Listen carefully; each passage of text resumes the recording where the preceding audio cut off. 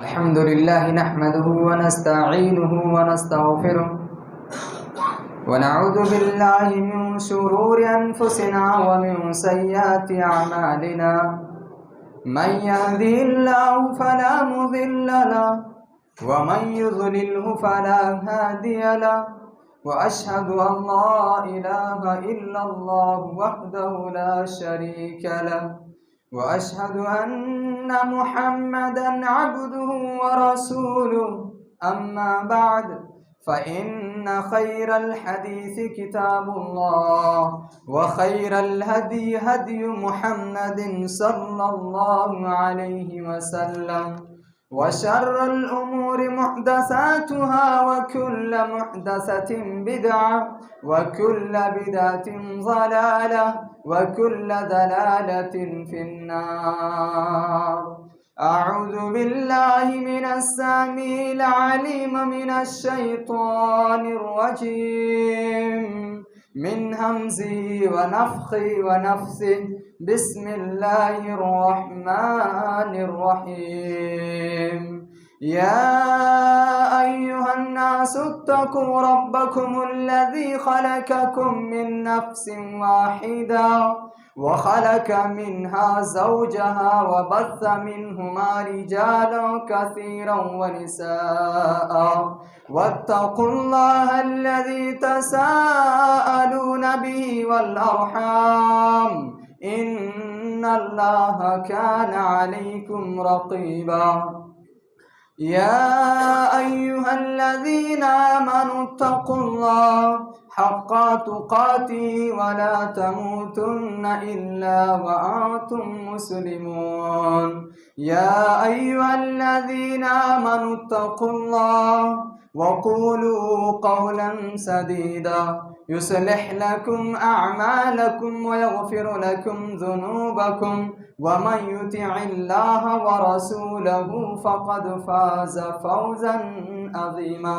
وقال الله تبارك وتعالى أيضا: ولله على الناس حج البيت من استطاع إليه سبيلا. وقال النبي صلى الله عليه وسلم: أيها الناس قد فرض الله عليكم الحج فحجوا. رواه مسلم. رب اشرح لي صدري ويسر لي أمري واحلل عقدة من لساني يفقهوا قولي. سبحانك لا علم لنا إلا ما علمتنا إنك أنت العليم الحكيم. اللهم رب زدني علما. حاضرین جمعہ، برادران اسلام، نوجوانان دین، عزیز بچوں، پردہ نشین اسلامی مائیں اور بہنیں،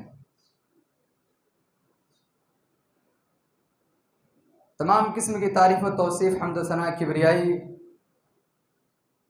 اس وحدہ لا شریک خالق کائنات، مالک ارض و سما کے لیے ہے، جس اللہ رب العزت نے ہمیں اور آپ کو صرف اور صرف اپنی عبادت کے لیے پیدا فرمایا، اور ہمیں اور آپ کو پیدا فرمانے کے بعد بہت سارے ایسے مواقع ہمیں نصیب فرمایا جس کے ذریعے سے ہم اللہ رب العالمین کی عبادت کر کے اللہ رب العالمین کے یہاں سرخرو ہو سکیں، کامیاب ہو سکیں۔ بہت سارے مواقع نصیب فرمائے، ان مواقعوں میں سے ایک موقع عشر ذی الحجہ کا بھی ہے۔ انشاءاللہ العزیز اسی عشر ذی الحجہ کے سلسلے میں چند باتیں آپ حضرات کے سامنے رکھنے کی کوشش کروں گا۔ بعدہ درود و سلام نازل ہو اللہ رب العالمین کے تمام انبیاء علیہ الصلوۃ والتسلیم پر، بالخصوص ہمارے اور آپ کے آخری نبی سید المرسلین شفیع المذنبین رحمت للعالمین جناب احمد مجتبی محمد مصطفیٰ صلی اللہ علیہ وسلم کے اوپر۔ اللہم صلی وسلم علی نبینا محمد صلی اللہ علیہ وسلم۔ برادران اسلام، اللہ رب العالمین کا بڑا فضل و کرم ہے کہ اللہ رب العزت نے ہمیں اور آپ کو ایک ایسا مہینہ نصیب فرمایا ہے جسے ہم اور آپ ذی الحجہ کے نام سے جانتے ہیں، اور اس مہینے میں کچھ ایسے ایام ہیں جس ایام کی فضیلت تمام مہینوں اور تمام دنوں میں سب سے زیادہ ہے۔ یہ عشرہ ذی الحجہ یہ ذی الحجہ کا مہینہ جو ہمارے اور آپ کے درمیان سایہ فگن ہو چکا ہے، یہ مہینہ اتنا اہمیت والا مہینہ ہے کہ اللہ رب العالمین نے قرآن کریم میں اس مہینے کا قسم کھایا ہے اور بیان فرمایا والفجر ولیال عشر والشفع والوتر۔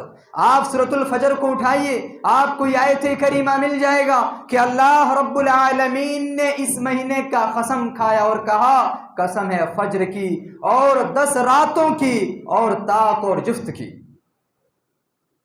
یہاں پر اللہ رب العالمین نے جو 10 راتوں کی، جو 10 دن کی قسم کھائی ہے، مفسرین کرام لکھتے ہیں کہ وہ 10 دن جو ہے عشرہ ذی الحجہ کے ہیں، وہ 10 دن ذی الحجہ کے 1 سے لے کر 10 دن کا ہے۔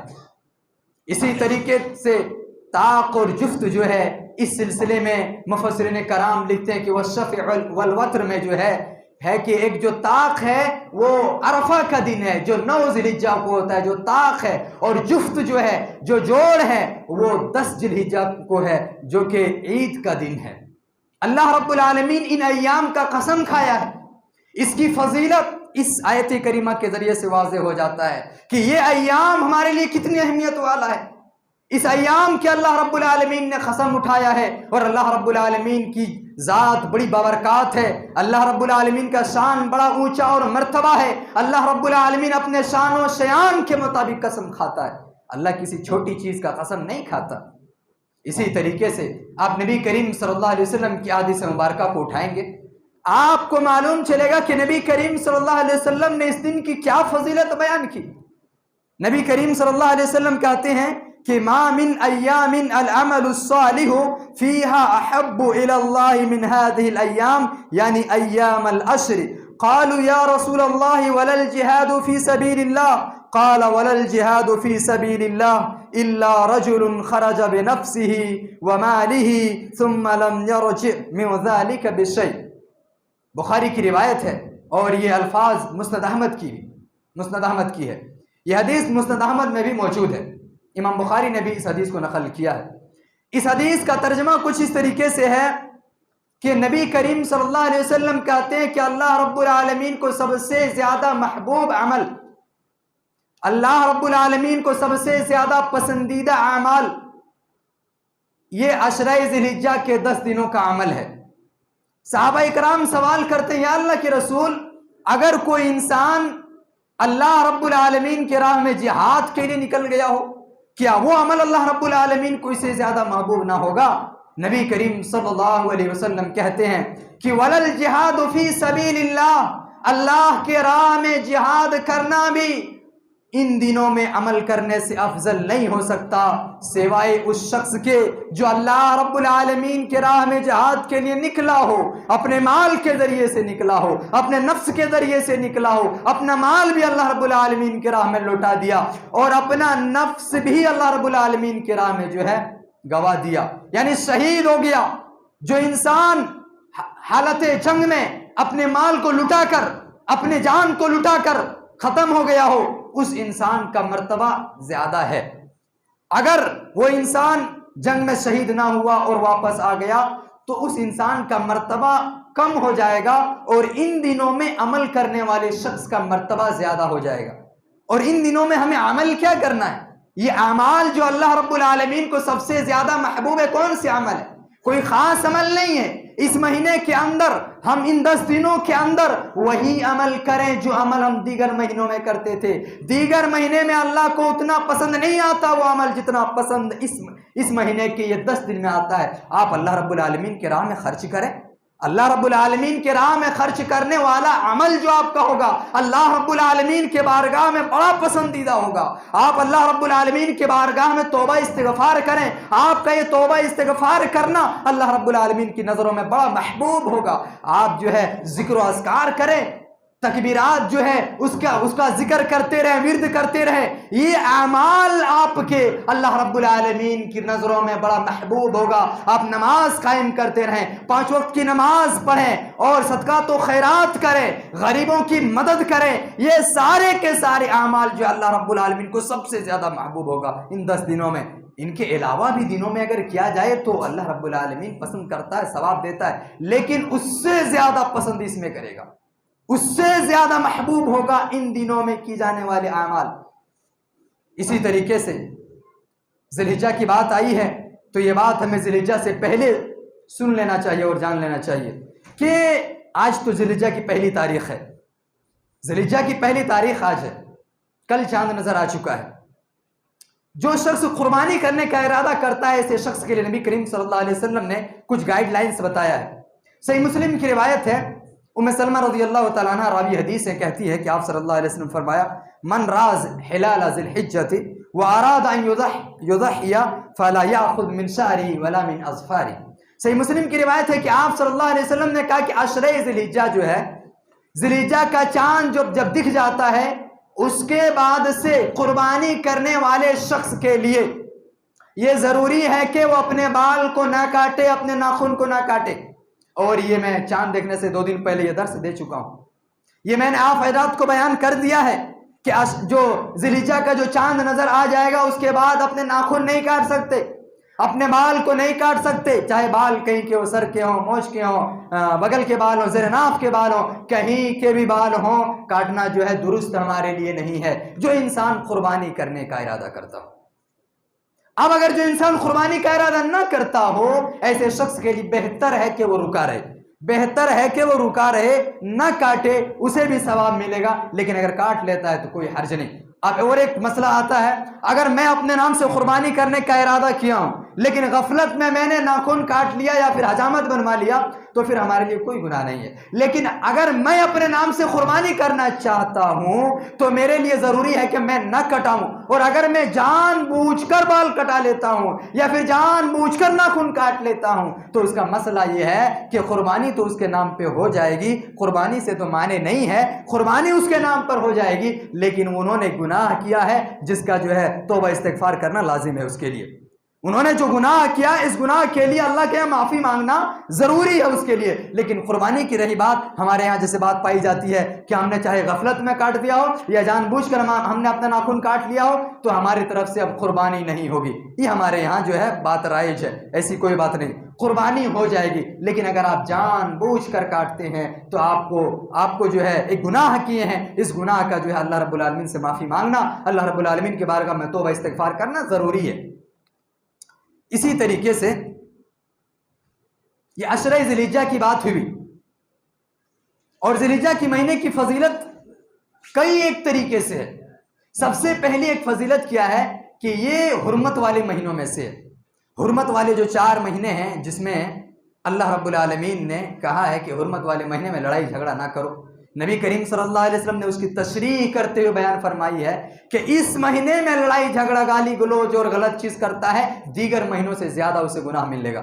اسی طریقے سے اس مہینے میں اگر وہ جو مہینہ ہے حرمت والے مہینے ہیں ان میں اگر نیک عمل کرتا ہے، صدقات و خیرات کرتا ہے، نمازیں ادا کرتا ہے، ذکر و اذکار کرتا ہے، توبہ استغفار کرتا ہے تو اس کا عمل جو ہے دیگر مہینوں سے زیادہ اللہ رب العالمین جو ہے خوش ہوگا، دیگر مہینوں سے زیادہ ثواب اللہ رب العالمین عطا کرے گا۔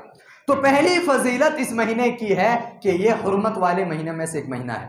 دوسری فضیلت اس کی ہوتی ہے جو کہ اللہ رب العالمین نے قسم کھایا، اللہ رب العالمین نے قسم کھایا جس کی فضیلت عشرہ ذی الحجہ کے 10 دن کی ہے۔ تیسری فضیلت اس کی یہ ہوتی ہے کہ اس مہینے میں ایک بہت ہی اہم اسلام کا ایک بہت ہی اہم فریضہ انجام دیا جاتا ہے جسے ہم اور آپ حج کے نام سے جانتے ہیں۔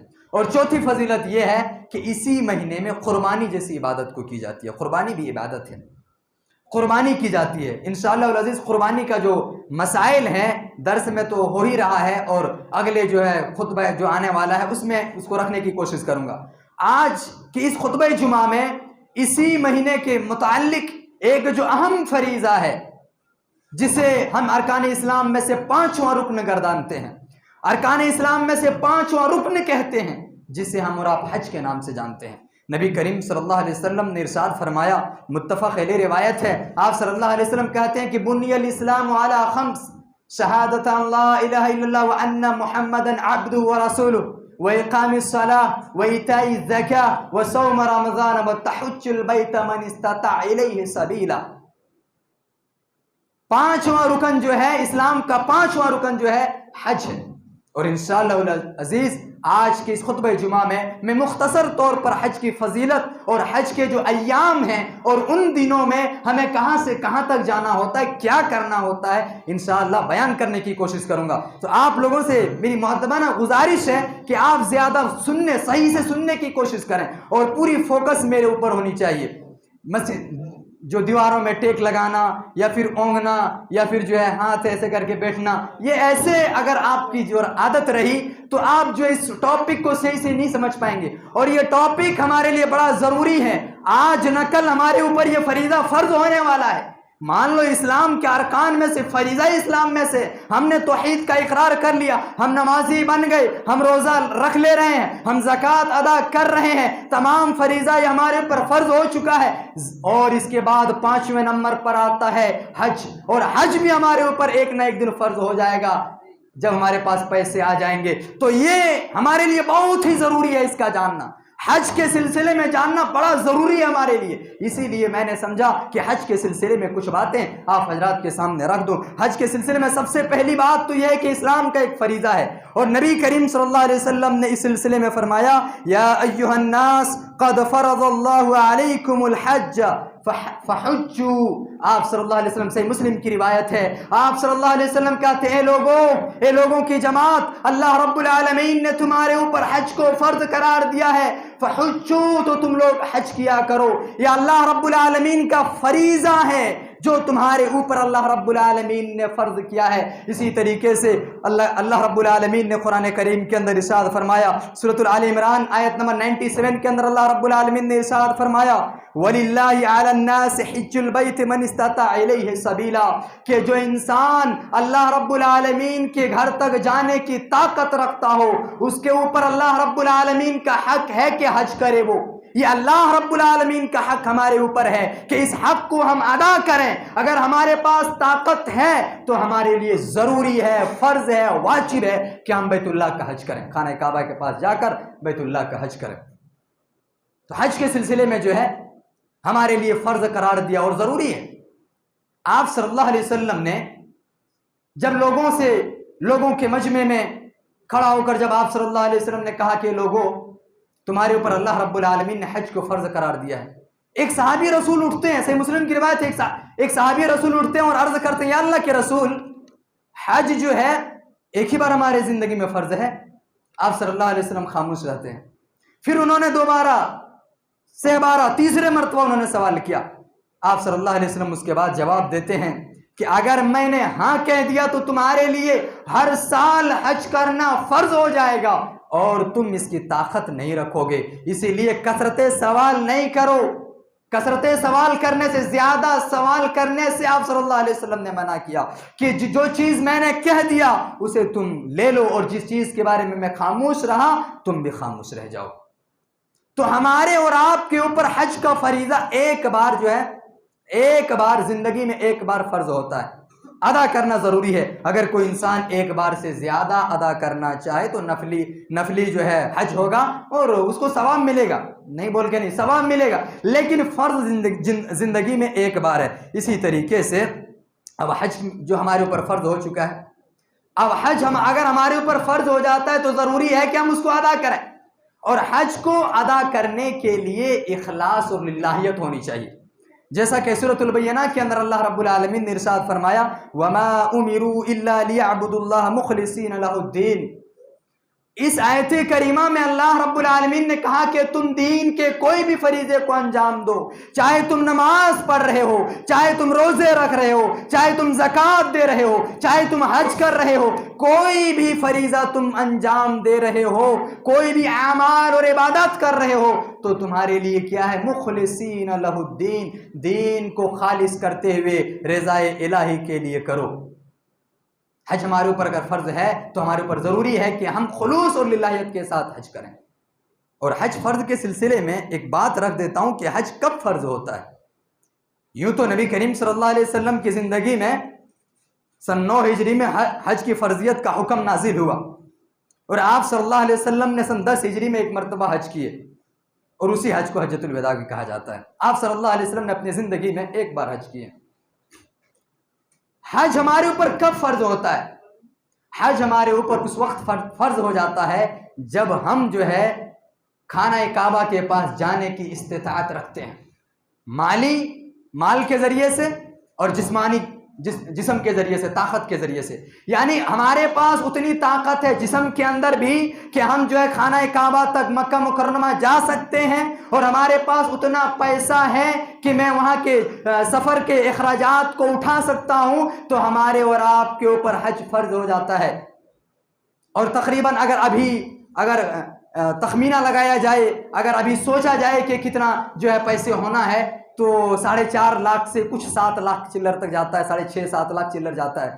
اگر اتنا آپ کے پاس پیسے ہیں اور جسمانی قوت ہے، اللہ رب العالمین نے صحت و تندرستی آپ کو عطا کی ہے، آپ کے اوپر حج فرض ہو چکا ہے، آپ کے اوپر حج فرض ہو چکا ہے۔ ہر ایک انسان اس فریضے کا جو ہے حامل ہے، یہ نہیں کہ جو ہے جو بزرگ ہو گئے ہیں ان کے اوپر فرض ہوتا ہے، جو جوان ہیں ان کے اوپر فرض نہیں ہوتا ہے۔ ہر ایک انسان کے اوپر یہ فریضہ ہے، جیسے توحید کا اقرار کرنا ہر ایک کے لیے ہے، نماز پڑھنا ہر ایک کے لیے ہے، زکوٰۃ دینا ہر ایک کے لیے ہے، روزہ رکھنا ہر ایک کے لیے، اسی طریقے سے ہر صاحب استطاعت کے اوپر حج کا فرض کرنا ضروری ہے، چاہے وہ بوڑھا ہو، چاہے وہ جوان ہو، ہر ایک کے لیے، چاہے وہ مرد ہو یا عورت ہو، ہر ایک کے لیے ہے۔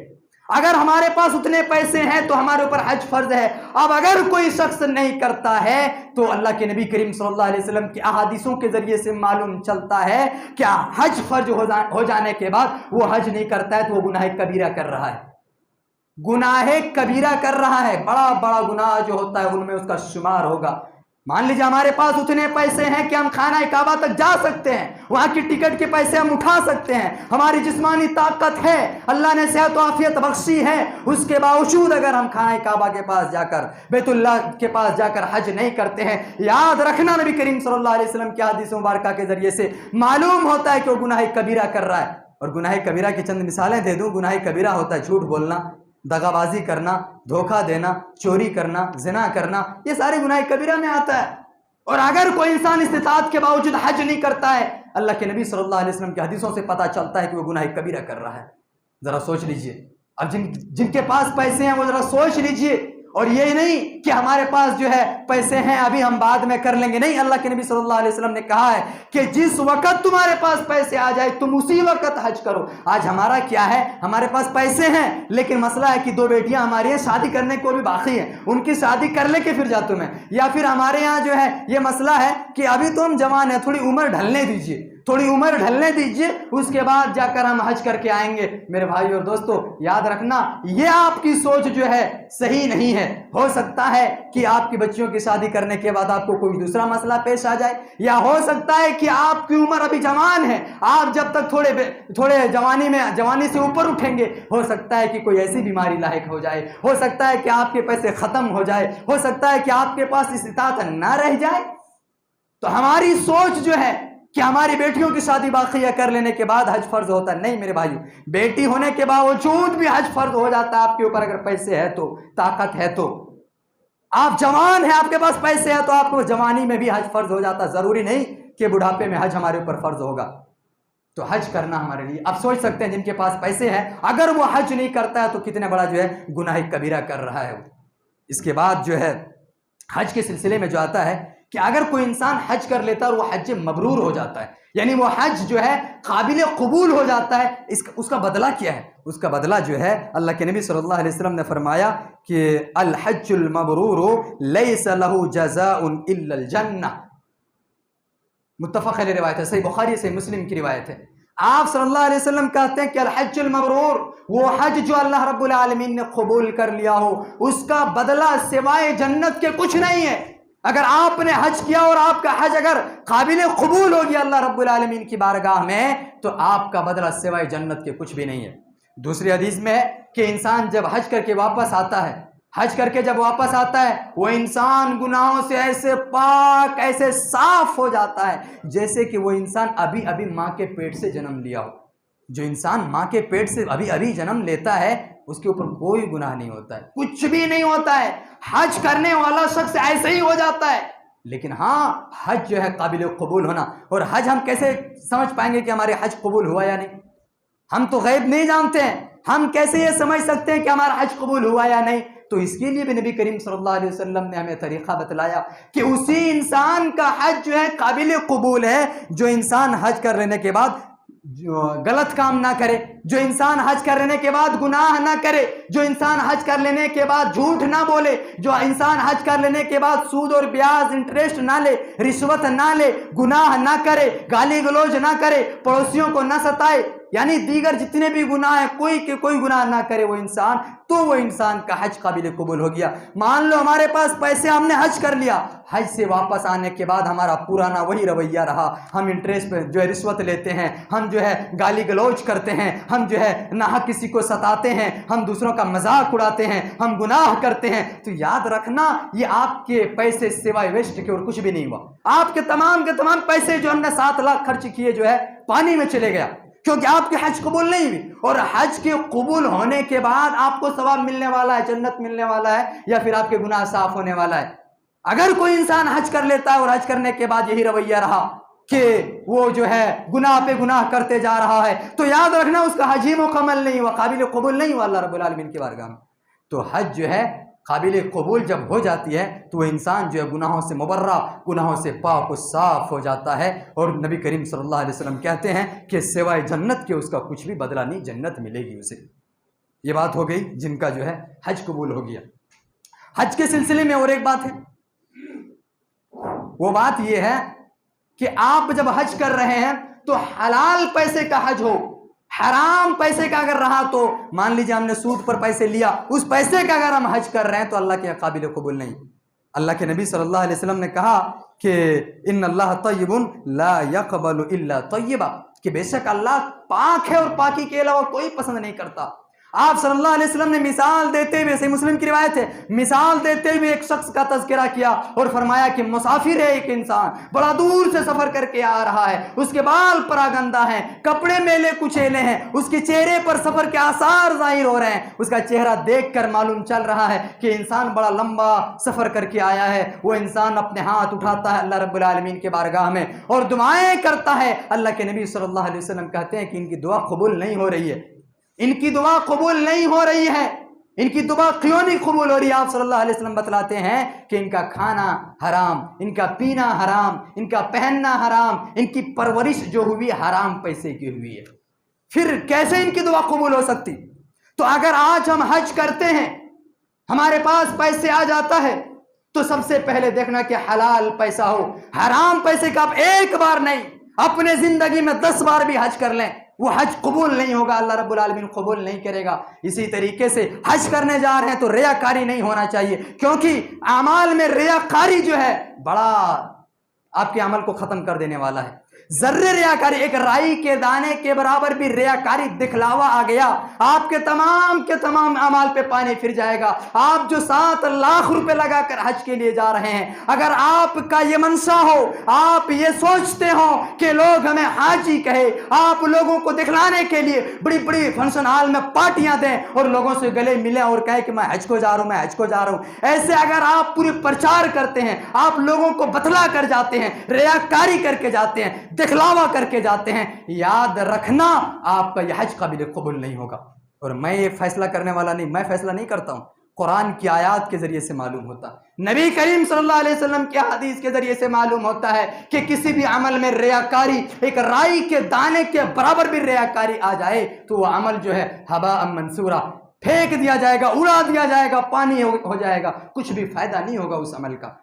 آج ہم حج کرنے جاتے ہیں، اللہ رب العالمین جس کو توفیق دیتا ہے جاتے ہیں، اور ہمیں بھی توفیق مانگنی چاہیے۔ الحمدللہ ہم کوئی غریب نہیں ہیں، ہم ایسے نہیں ہیں کہ بھائی ہم مانگ کے کھانے والے ہیں، ہم کاروبار کرنے والے ہیں، ہمیں اللہ رب العالمین نے اتنا مال و دولت دیا ہے، خالی ہماری جو ہے ہم اللہ رب العالمین سے توفیق نہیں مانگ رہے ہیں حج کے لیے۔ توفیق مانگیے، اللہ نے پیسہ دے دیا آپ کو، اللہ نے آپ کو روپے پیسے عطا کر دیا، صحت بھی اللہ رب العالمین نے آپ کو دے کے ہے، صرف اتنا ہے آپ کو مانگنا ہے اللہ رب العالمین سے توفیق مانگیے اور ارادہ بنائیے حج کرنے کا، انشاءاللہ اللہ راستے آسان کرے گا۔ جب کوشش کریں گے اللہ رب العالمین راستے آسان کرے گا۔ تو یہ جو ہے ریاکاری نہیں ہونی چاہیے اور حرام پیسے کی نہیں ہونی چاہیے، ورنہ اللہ رب العالمین کے قابل قبول نہیں ہوگا۔ اسی طریقے سے حج کے سلسلے میں باتیں ہو رہی ہیں، تو حج کے سلسلے میں جاننا ضروری ہے کہ حج کے 3 قسمیں ہوتی ہیں۔ کتنے قسمیں؟ 3 قسمیں ہوتی ہیں۔ ایک حج افراد، ایک حج قران اور ایک حج تمتع۔ حج افراد بولے تو خالی انسان حج کرنا، اس میں عمرہ وغیرہ نہیں کرتا انسان، یہاں سے جاتا ہے اور جا کر صرف حج کرتا ہے، اس میں حج افراد کہا جاتا ہے۔ حج قران، حج قران کی ایک شرط ہے، اور وہ شرط یہ ہے کہ انسان جو جا رہا ہو حج کرنے کے لیے اپنے ساتھ قربانی کے جانور کو لے جا رہا ہو، جو کہ ہمارے لیے امپاسبل ہے۔ ہم ہوائی جہاز کے ذریعے سے جاتے ہیں، وہاں پر بکرے وغیرہ نہیں لے جا سکتے ہیں، تو حج قران ہم نہیں کر سکتے۔ رہی بات حج تمتع جو سب سے بہتر ہے، اور یہی جو ہے اللہ کے نبی صلی اللہ علیہ وسلم سب سے زیادہ پسند فرمائے تھے۔ آپ صلی اللہ علیہ وسلم نے حج قران کیا ہے، لیکن پسند آپ صلی اللہ علیہ وسلم نے سب سے زیادہ حج تمتع کی ہے۔ حج تمتع ہے کہ انسان جو ہے یہاں سے جاتا ہو اور اس کی ذہن میں دو بات ہوتی ہو، پہلے عمرہ کرنے کی، عمرہ کرنے کے بعد پھر حج کرنے کی، پہلے عمرہ کرنے کا ذہن اس کا ہو پھر حج کرنے کا، اسے حج تمتع کہا جاتا ہے۔ حج افراد کے لیے انسان جو ہے چلے جائے گا اور حج خالی کرے گا۔ حج قران میں جانور کو ساتھ لے جانا ہے، اس میں بھی عمرہ اور حج ہوتا ہے، لیکن عمرہ کرنے کے بعد اپنے احرام کے کپڑے کو نہیں اتار سکتا ہو۔ لیکن حج تمتع میں جو ہے جانور وہیں خرید لینا یا تو پھر کمپنیوں کو پیسے دے دینا، اور عمرہ کر لینے کے بعد آپ جو اپنے احرام کے کپڑے کو اتار دیں، سول کپڑے میں آپ رہیں، اپنا جو پہنتے ہیں کپڑا اس میں رہیں، اور پھر جب 8 ذی الحجہ آئے گا جب آپ پھر احرام کے کپڑے پہنے جہاں پر آپ ہیں، ٹھیک ہے۔ تو یہ حج کے 3 قسمیں ہو گئے، ان تینوں میں سب سے بہتر جو حج تمتع ہے۔ اب اگر ہم یہاں سے حج کرنے کے لیے جا رہے ہیں تو ہمیں احرام کب باندھنا ہے؟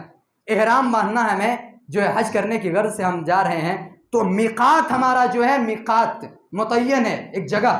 ہم ہندوستان پاکستان سے جاتے ہیں تو ہمارا یلملم ہوتا ہے جو کہ یمن کے راستے سے پڑتا ہے، یلملم، وہاں پر جو ہے ہمیں احرام باندھنا ہے اور وہیں سے تلبیہ بھی پکارنا ہے۔ اب اگر ہمیں وہاں پر نہیں باندھنا ہے احرام تو ہم گھر میں بھی باندھ سکتے ہیں، ہم ایئرپورٹ میں بھی احرام باندھ سکتے ہیں، اور جب ہم ہوائی جہاز کے ذریعے سے ہم وہاں یلملم جب کراس کریں گے بارڈر، تو ہمیں ایئرپورٹ میں جو ہے ہمیں اس میں ایئر لائنس میں بتلا دیا جائے گا، اعلان ہو جائے گا کہ آپ جو ہے اپنے میقات کو کراس کر رہے ہیں، وہاں سے آپ تلبیہ پکارنا شروع کر دیں۔ احرام ایئرپورٹ میں آپ باندھ لیں، احرام گھر میں بھی باندھ سکتے ہیں، لیکن تلبیہ پکارنا صرف آپ وہیں سے جہاں میقات ہے وہاں سے پکار سکتے ہیں۔ اور اگر آپ ہوائی جہاز میں بھی کپڑے اگر احرام باندھنا چاہتے ہیں تو وہاں بھی باندھ سکتے ہیں۔ احرام کے 2 کپڑے ہوتے ہیں، ایک اوپر کے ایک نیچے کے، جو بغیر سلے ہوتے ہیں، جو بغیر سلے ہوتے ہیں۔ اس کے بعد آپ حج کرنے کے لیے چلے جاتے ہیں۔ حج تمتع زیادہ جو ہے حج تمتع جاننے کی کوشش کیجیے، کیونکہ ہم یہی کرتے ہیں اور یہی سب سے بہتر ہے۔ آپ وہاں چلے جانے کے بعد جو ہے آپ عمرہ کر لیجیے، عمرہ کرنے کے بعد آپ فری ہو جائیں، عمرہ کر لینے کے بعد فری ہو جاتے ہیں، پھر جب 8 ذی الحجہ آتا ہے پھر آپ جہاں پر ہیں وہیں سے احرام باندھیے اور تلبیہ پکارتے ہوئے چلے جائیے۔ تو اب حج کے جو ایام ہے، جیسے 8 سے لے کر 13 تک، 8 ذی الحجہ سے 13 ذی الحجہ تک یہ حج کے ایام ہیں۔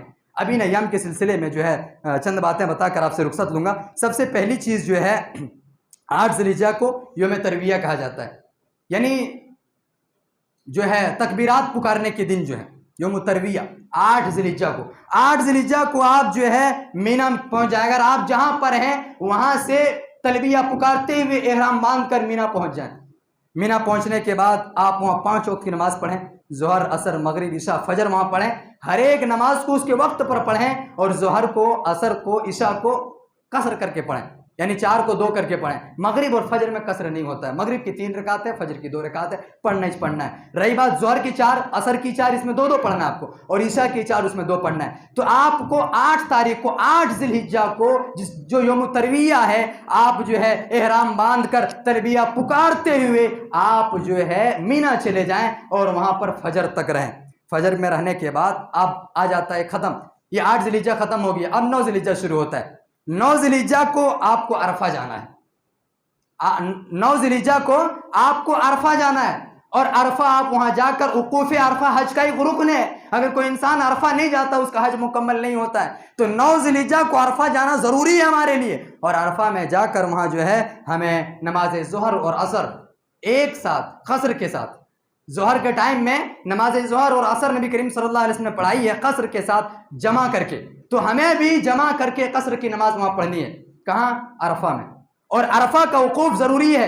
آپ جب عرفہ میں جائیں گے تو اس کا خیال رکھیں کہ آپ حدود عرفہ میں داخل ہو چکے ہیں، اگر آپ باہر رہ جاتے ہیں پھر آپ کا حج جو ہے ناقابل قبول ہے، اگلے سال پھر حج کرنا پڑتا آپ کو۔ دوسری چیزیں اگر چھوٹ جاتی ہیں تو دم دے کر آپ حج مکمل کر لے سکتے ہیں، لیکن اگر وقوف عرفہ چھوٹ جاتا ہے جو 9 ذوالحجہ کو ضروری ہے اور حج کا ایک رکن ہے، تو آپ کا وہ حج نہیں مانا جائے گا۔ تو وہاں پر ظہر اور عصر کی نماز آپ پڑھیں گے، اس کے بعد غروب شمس کے بعد مزدلفہ کے لیے روانہ ہو جائیں گے۔ وہاں پر آپ غروب شمس تک ٹھہریں گے، لیکن مغرب کی نماز نہیں پڑھیں گے، مغرب کی نماز نہیں پڑھیں گے۔ آپ وہاں پر صبح سے لے کر شام تک، غروب شمس تک، سورج غروب ہونے تک وہاں رکیں گے، لیکن مغرب کی نماز نہیں پڑھیں گے۔ آپ وہاں سے جو ہے مزدلفہ کے لیے چلے جائیں گے۔ مزدلفہ میں جا کر آپ وہاں نماز مغرب اور نماز عشاء یہ دونوں جو ہے پڑھیں گے، یہ دونوں آپ وہاں جمع کر کے قصر کے ساتھ پڑھیں گے، ٹھیک ہے۔ مغرب کا تو قصر ہوگا نہیں، عشاء کی جو قصر ہے 2 رکعت آپ کو ادا کرنی ہوگی۔ اب وہاں پر یہ ادا کر لینے کے بعد اطمینان سے، سکون سے آپ کو جو ہے مزدلفہ میں رہنا ہے۔ اس کے بعد اب آتا ہے 10 ذوالحجہ کو، یہ تو ہو گئے 8 کو مینا جانا ہے، 9 کو عرفہ جانا ہے، عرفہ سے پھر ہم کو رات میں مزدلفہ چلے آنا ہے، مزدلفہ میں رات گزارنی ہے ہم کو۔ مزدلفہ میں رات گزارنے کے بعد جو ہے 10 تاریخ کو، جسے یوم العید کہا جاتا ہے، 10 ذوالحجہ کو مزدلفہ میں فجر کی نماز پڑھ کر مینا کے لیے روانہ ہو جانا ہے، مینا کے لیے پھر روانہ ہو جانا ہے۔ یہاں پر جو ہے مزدلفہ ہی میں فجر کی نماز پڑھ لیجئے، لیکن کچھ لوگوں کے لیے رخصت ہے، جیسے کچھ انسان جو ہے کمزور ہیں، جو جلد بازی سے چل نہیں سکتے ہیں، یا پھر عورتیں جو ہے زیادہ باڈی ان کی ہے جو سب لوگوں کے ساتھ نہیں چل سکتی ہیں، تو اس کے لیے رخصت ہے کہ آپ فجر کی نماز جو ہے ادھر ہی جا کے پڑھیں، اور فجر کی نماز جو ہے یہاں نہ پڑھیں، آپ مزدلفہ میں نہ پڑھیں، اس کے لیے رخصت ہے۔ لیکن صحیح یہ ہے کہ آپ مزدلفہ میں ہی فجر کی نماز پڑھ لیں، رخصت ہے ان لوگوں کے لیے جو جا سکتے ہیں، لیکن اگر نہیں جانا چاہتے ہیں تو آپ فجر کی نماز یہیں پڑھ لیں۔ پڑھنے کے بعد آپ مینا کے لیے روانہ ہو جائیں۔ یہ 3 دن ہمارے لیے بڑا مہتوپورن ہے، بہت ہی ضروری ہے 3 دن، یہ 3 دن کا جو ہے جاننا بڑا ضروری ہے ہمارے لیے۔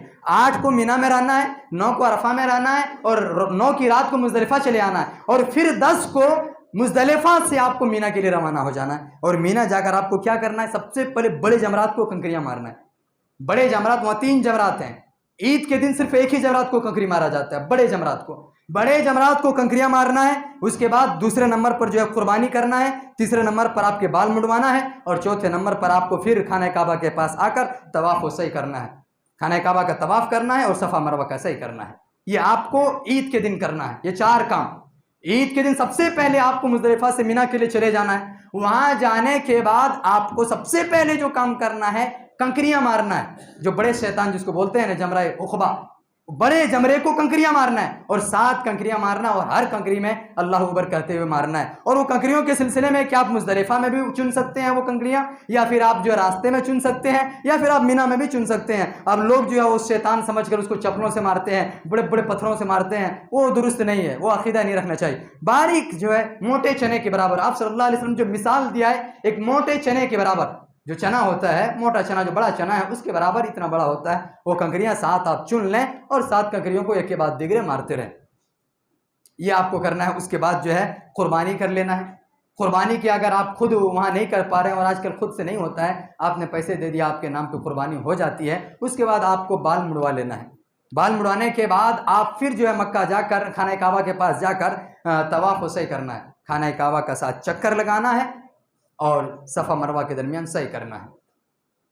اتنا آپ کو عید کے دن کرنا ہے۔ اتنا کرنے کے بعد اب باقی بچ جاتے ہیں 11 تاریخ، 12 تاریخ، 13 تاریخ، ذوالحجہ کے 11، 12، 13، یہ 3 بچ جاتے ہیں۔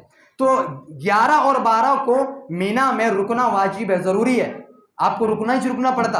اور وہاں مینا میں رک کے ہم کیا کریں گے؟ دعائیں کریں گے، ذکر و اذکار کریں گے، نمازیں پڑھیں گے، ساری تو معلوم ہے۔ وہاں ایک کام جو کرنا ہوگا، کنکریاں مارنا ہوگا جمرات کا۔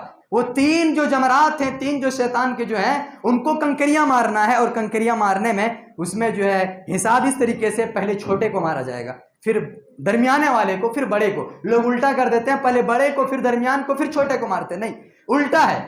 آپ کو 11 ذوالحجہ کو سب سے پہلے چھوٹے کو کنکریاں 7 مارنا ہے، پھر درمیان والے کو، پھر بڑے کو، اور پھر 12 تاریخ کو بھی یہی کرنا ہے۔ اور 12 تاریخ اگر کوئی انسان اس کے بعد اگر وہاں ٹھہرنا چاہے تو کوئی بات نہیں، ٹھہر سکتا ہے۔ اگر نہیں ٹھہرنا چاہے تو پھر خانہ کعبہ کے پاس جا کر ایک مرتبہ طواف وداع جو ہے کر لینے کے بعد وہ اپنے گھر کو جا سکتا ہے۔ لیکن 13 تاریخ کو بھی اگر کوئی ٹھہرنا چاہے تو افضل ہے کہ 13 کو بھی آپ مینا میں ٹھہریں، مینا میں رکیں۔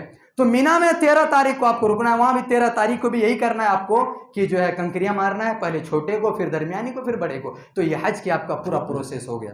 حج کا پورا جو ہے میں نے مختصر طور پر اس کی باتیں بیان کی۔ سب سے پہلے تو حج کا جو ہے فریضہ ہے جو سن 9 ہجری میں فرض ہوا، اس کا ثواب کیا ہے، آپ صلی اللہ علیہ وسلم نے اس سلسلے میں کیا کہا ہے، حج فرض ہو جانے کے بعد نہ کرنے والوں کے سلسلے میں کیا کہا، اسی طریقے سے حج میں ہم جا رہے ہیں تو کیا چیز کا جو ہے خیال رکھنا ضروری ہے۔ ایک تو خیال رکھنا ہے حلال پیسے کی، ایک تو خیال رکھنا ہے کہ دکھلاوا نہ ہو، اگر یہ چیزیں ہوئی تو پھر بیکار ہے۔ اسی طریقے سے جب ہم حج کرنے کے لیے جا رہے ہیں تو ہمارے پاس 3 آپشنز ہیں کہ ہم کون سے طریقے کا حج کریں گے، حج افراد کریں گے، حج تمتع کریں گے، حج قران کریں گے۔ حج قران ہم کر نہیں سکتے اس لیے کہ ہم اپنے ساتھ قربانی کے جانور نہیں لے جا سکتے، تو حج تمتع ہمیں کرنا ہے۔ حج تمتع میں فائدہ ہمارے لیے یہ ہے کہ ہم عمرہ کر لیں گے اور عمرہ کرنے کے بعد پھر ہم حج کریں گے۔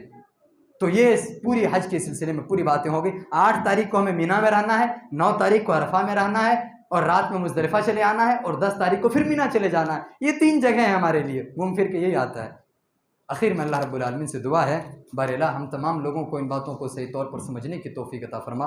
مولا کریم ہم تمام لوگوں کو حج کے اس فریضے کو صحیح طور پر سمجھ کر اس فریضے کو دوسروں کو سمجھانے کی بھی توفیق عطا فرما۔ مولا کریم ہم تمام لوگوں کو جن کے اوپر حج فرض ہو گئے ہیں ان کو حج کرنے کی توفیق عطا فرما۔ مولا کریم ہم تمام لوگوں کو اس مہینے میں زیادہ سے زیادہ نیک عمل کرنے کی توفیق عطا فرما۔ مولا کریم ہم تمام لوگوں کو اس عشرے میں زیادہ سے زیادہ توبہ استغفار کرنے کی توفیق عطا فرما۔ یا الہ العالمین ہم تمام لوگوں کو ان دنوں زیادہ سے زیادہ ذکر و اذکار کرنے کی توفیق عطا فرما۔ مولا کریم ہم خطا کار ہیں، گنہگار ہیں، مولا کریم تو ہماری گناہوں کو بخش دے۔ یا الہ العالمین جب تک تم اس دائرے فانی کے اندر زندہ رکھ، ایمان و اسلام پر زندہ رہنے کی توفیق عطا فرما۔ مولا کریم جب ہمارا خاتمہ ہو ایمان پر خاتمہ ہونے کی توفیق عطا فرما۔ آمین یا رب العالمین، وآخر دعوانا ان الحمد للہ رب العالمین۔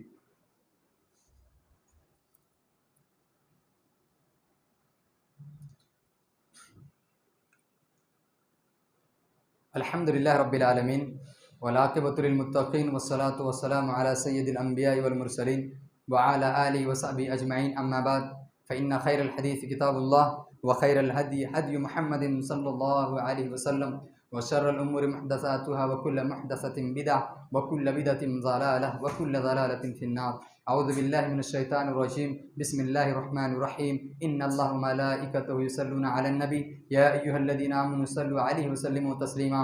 اللہم صل علی محمد وعلی آل محمد کما صلیت علی ابراہیم وعلی آل ابراہیم انک حمید مجید۔ اللہم بارک علی محمد وعلی آل محمد کما بارکت علی ابراہیم وعلی آل ابراہیم انک حمید مجید۔ عباد اللہ رحمکم اللہ، ان اللہ یأمرکم بالعدل والإحسان وإیتاء ذی القربى وینہی عن الفحشاء والمنکر والبغی یعظکم لعلکم تذکرون، واللہ رؤوف بالعباد۔